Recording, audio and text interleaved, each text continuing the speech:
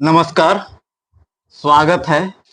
आज अभी हम लोग पहुंचे हैं अरवल जिला के प्रखंड स्थित परासी बाजार में। जैसा कि आप लोग जानते हैं कि जिस तरीके से पटना के खान सर चर्चित हैं, उसी तरह से अरवल जिले में संकेश कुमार, जो करीब 18 सालों से ब्रिलियंट कोचिंग सेंटर के संस्थापक हैं और चला रहे हैं।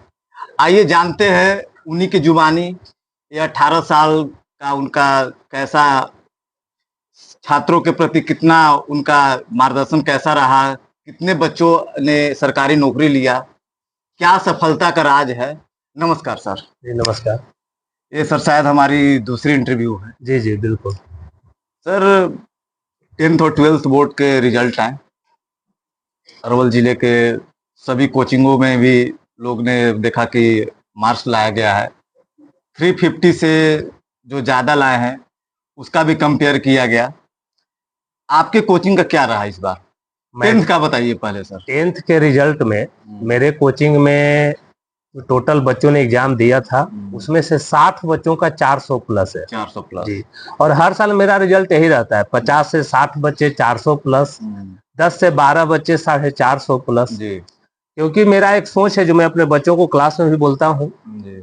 कि अगर कोई एक बच्चा 480 ला दे, अब बाकी बच्चे अगर सक्सेस ना हुए तो रिजल्ट पर्सनली हमें पसंद नहीं है, क्योंकि वह एक व्यक्तिगत विकास हुआ, सामाजिक विकास नहीं हुआ। सामाजिक विकास उसी को कहेंगे कि जब 60 बच्चे 70 बच्चे 400 प्लस लाए। तो मेरा सोच होता है कि एक समाज का डेवलपमेंट हो। अच्छा सर, एक चीज और सर, आपके कोचिंग संस्थान में अभी तक कितने बच्चों को आपने पढ़ा चुका है जो सरकारी सेवा दे रहे हैं? मेरे पढ़ाए हुए बहुत से बच्चे, करीब करीब 500 बच्चे सरकारी सेवा में होंगे। 500 बच्चे? जी। केवल परासी गांव में 40 बच्चे हैं। अच्छा। परासी गांव में 3 दरोगा हैं केवल परासी से मेरे पढ़ाए हुए। एक निरंजनपुर का लड़का IIT में है, एक परासी का लड़का है फिरोज, वो MBBS है। और इस तरह से बहुत सारी नौकरियां CGL या पटना में सचिवालय में हमारी 3 पढ़ाई हुई छात्राएं जो है जॉब में है, जो यूपी दरोगा का जॉब छोड़ करके उन्होंने सचिवालय का जॉब पकड़ा। 2 साल पहले सर हमने 2 बच्चियों से इंटरव्यू लिया था, वो शायद दरोगा थी, यूपी में दरोगा थी।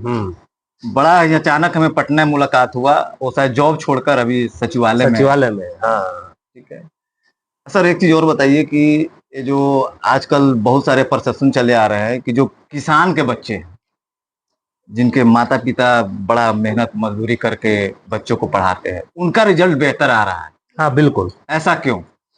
देखिए, जो गरीब के बच्चे हैं, अब इस समय कुछ समय से ऐसा हम देख रहे हैं 5-6 साल से कि गांव देहात में पढ़ने वाले बच्चे, गरीब मजदूर के बच्चों का रिजल्ट बेहतर आ रहा है, पहले से बहुत ज्यादा बढ़िया। ऐसा शायद इसलिए हो पाया है कि जागरूकता धीरे धीरे शिक्षा के प्रति बढ़ी है, लोग जागरूक हुए हैं। और जो गरीब हैं, मजदूर हैं, उनके बच्चे ये समझ रहे हैं कि मेरे पास पढ़ने के अलावा और कोई विकल्प है भी नहीं।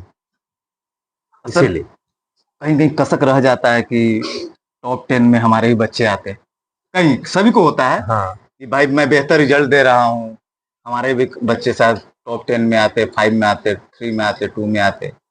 टॉप 10 में तो अभी तक हम नहीं आ पाए, जिसकी कसक जरूर है। लेकिन इंटर में एक बार जिला टॉपर, और मैट्रिक में एक बार जिला टॉपर, मैट्रिक में जिला 3rd रहे हैं। इस बार ही देख लीजिए, जैसे पता नहीं मुझे कहना चाहिए या नहीं, लेकिन प्रैक्टिकल में बच्चों का नंबर जो है सरकारी स्कूल के माध्यम से कम मिलता है। जैसे इन साल इंटर में जो लड़का 448 लाया, छोटू परासी, उसको प्रैक्टिकल में 30 में 27 है, एक में 30 में 29 है। अगर उसे 30 में 30 दोनों में मिले होते, 4 नंबर कम है, तो उसका हो जाता 452, तो जिला सेकंड हो जाता। आप सर बहुत बड़ा आरोप लगा रहे हैं। बिल्कुल आरोप है कि हम तो चाहते हैं कि मीडिया जाकर के स्कूल से पूछे, और ये निरंजनपुर स्कूल का मामला है। अच्छा जी। अगर वो लड़का को 30 में 30 देते तो वो लड़का, जो कि ऐसे बच्चों को देना भी चाहिए, ऐसे क्यों नहीं देंगे तो किसको देंगे, तो जिला में सेकंड हो जाता। लेकिन ये स्कूल वाले नहीं दिए। यही काम इन्होंने किशन के समय भी किया था। अच्छा। जब वो जिला टॉपर हुआ था 472 नंबर लाकर, उसको भी प्रैक्टिकल में 4 नंबर कम था। अगर 4 नंबर वो होता तो टॉप 10 हो जाता। तो मेरा सपना जो है, कभी कभार बैड लक कहिए, जो पूरा नहीं हो पा रहा है। सर जैसा कि कुछ लोग ऐसा बताते हैं कि आप बहुत सारे बच्चों को फ्री शिक्षा देते हैं। जी बिल्कुल। लेकिन कुछ ऐसे संस्थाएं हैं अरवल में का बहुत जगह हमने देखा है, मेरे पास भी फोन आते हैं कि अरे हर्षित जी हमने एक गरीब बच्चों को गोद लिया है अथवा हाईलाइटेड कीजिए, लेकिन आपका कभी ये फोन नहीं आया मेरे पास कि हर्षित जी हमने किसी बच्चों को मैं फ्री पढ़ा रहा हूँ। क्या कहना चाहेंगे? मैं हमेशा बोलता हूँ क्लास में या मैं कहीं भी गया हूँ, केवल क्लास की बात नहीं है, ऑन स्टेज जब हम निमंत्रण में जाते हैं कहीं भी, उसका वीडियो क्लिप आपको मिल जाएगा, जैसे बाथे गए, कमता मठिया गए, ऑन स्टेज में पूरे ग्रामीण को ये बात बोलता हूँ कि अगर आपके गांव में कोई बच्चा है जो फी देने में असमर्थ है, या जिस ऐसा कोई बच्चा है जिसके पिता नहीं है या माता पिता दोनों नहीं है, आप उनको हमारे पास लाइए, उनको किताब, कॉपी, कलम सब कुछ हम मुहैया कराएंगे, बिल्कुल फ्री पढ़ाएंगे। और 1 से 12 तक, 12 के बाद हम कंपटीशन की भी तैयारी कराते हैं, तो वहां तक हम उनको पढ़ाएंगे। मेरे क्लास में लगभग हर क्लास में 10 बच्चे ऐसे होंगे जो फ्री ऑफ कॉस्ट बहुत दिन से पढ़ रहे हैं। बिल्कुल नहीं, बहुत सारे बोला करते थे तो हमें भरोसा नहीं हुआ करता था, लेकिन फिर और हमने जगहों से पता किया, बच्चे भी मिले हमें तो बोले कि नहीं मैं तो फ्री ऑफ कॉस्ट पढ़ता हूँ। सर ये बताइए भविष्य का क्या प्लानिंग है? भविष्य का प्लानिंग है बस यही है कि बच्चे अब एक बार टॉप 10 में स्थान लाएं, ये सबसे बड़ा मेरा जो है सपना है एक, और उसी के लिए हम काम कर रहे हैं। लेकिन टॉप 10 में नहीं आने का मलाल उतना नहीं है, क्योंकि जब 60 बच्चे 400 प्लस लाते हैं, जैसे मानते हैं कि कोई एक डीएम नहीं बना उसका अफसोस है, लेकिन अगर 40 दरोगा बन गए तो वो अफसोस थोड़ी कम हो जाती है या न के बराबर होती है। तो मैं थोड़ा सा अलग किस्म का सोचता हूँ। मैंने कहा ना, मैं व्यक्तिगत डेवलपमेंट से ज्यादा सोशल डेवलपमेंट पर ध्यान देता हूँ, इसीलिए हमारे बच्चे मैक्सिमम 400 प्लस लाते हैं। सर ये आपको ये शिक्षा कहाँ से मिला कि ग्रामीण परिवेश में रह के लोगों को जागरूक करें? आप भी बाहर जा सकते थे। जी, हम तो बाहर ही रह के पढ़ते थे, हम बीसीए किए हुए थे एमसीआरपी यूनिवर्सिटी भोपाल से, फिर पटना में रह के पढ़े थे। लेकिन उसके बाद जब हम अपने गांव में आए, कभी कभार ऐसे ही छुट्टियों में आते थे, तो इधर के माहौल, इधर की परिस्थिति देखते थे तो लगता था कि शिक्षा बहुत पीछे है। था भी। जब हम कोचिंग शुरू किए थे तो आईएससी में फर्स्ट बैच एक भी लड़की नहीं थी, और आज आप लड़कियों की संख्या देख सकते हैं। तो ये धीरे धीरे 18 साल में जो है परसेप्शन बदला, और अब जो है सब ठीक है। कुछ छात्र बताते हैं कि आप कड़क भी हैं। हाँ, थोड़ा सा रूल्स को लेकर के, रूल्स जो है हमारे वो कड़क होते हैं, और ऐसे भी हमको लगता है कि घोड़ा अगर रेस में वही घोड़ा जीतेगा जिसको कोड़ा मारा जाएगा, और यदि घोड़ा को दुलार करेंगे तो घोड़ा रेस नहीं जीतेगा। ऐसा मेरा अपना सोच है। और एक और बात भी है कि कुम्हार जब घड़ा बनाता है तो घड़ा को ऊपर से ठोकता है, लेकिन अंदर से हाथ भी लगाए हुए रहता है कि घड़ा टूटे नहीं, क्योंकि उसे एक आकार भी देनी है लेकिन टूटने भी नहीं देना है। तो मेरा काम वही रहता है कि बच्चों को डांट फटकार भी लगाते हैं, स्ट्रिक्ट भी रखते हैं, लेकिन ये भी ध्यान रखते हैं कि उनका मनोबल ना गिरे। जो बच्चे सर सफल नहीं हुए 10th 12th में, क्या कहना चाहेंगे? मैं अपने क्लास में हमेशा बोलता हूँ, हर क्लास में, कि एक रिजल्ट आपके जीवन का फैसला नहीं करेगा।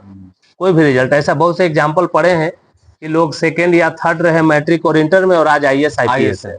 तो ये मैट्रिक का रिजल्ट या इंटर का रिजल्ट आपका भविष्य का निर्धारण नहीं करता।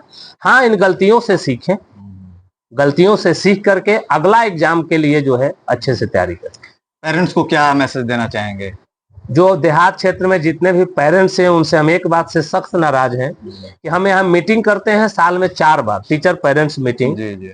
इतने बच्चे हैं हमारे पास, लेकिन पेरेंट्स 10% भी नहीं आते। अब तो सरकारी विद्यालय में भी है, शायद आज है।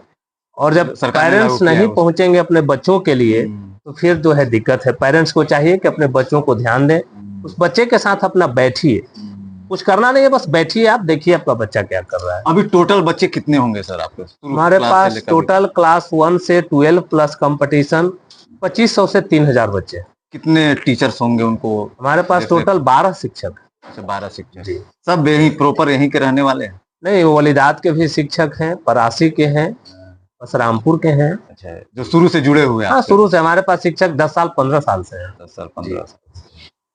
अच्छा सर, जो कमजोर छात्र हैं तो उनके लिए आप अलग कुछ पढ़ाते हैं? जी बिल्कुल, जैसे हर क्लास में जो 7 में अगर कोई बच्चा कमजोर हो तो उनके लिए एक अलग क्लास, 10th में जैसे ये क्लास चल रहा है बच्चों से आप जानकारी ले सकते हैं, इनके लिए भी एक अलग क्लास की व्यवस्था है।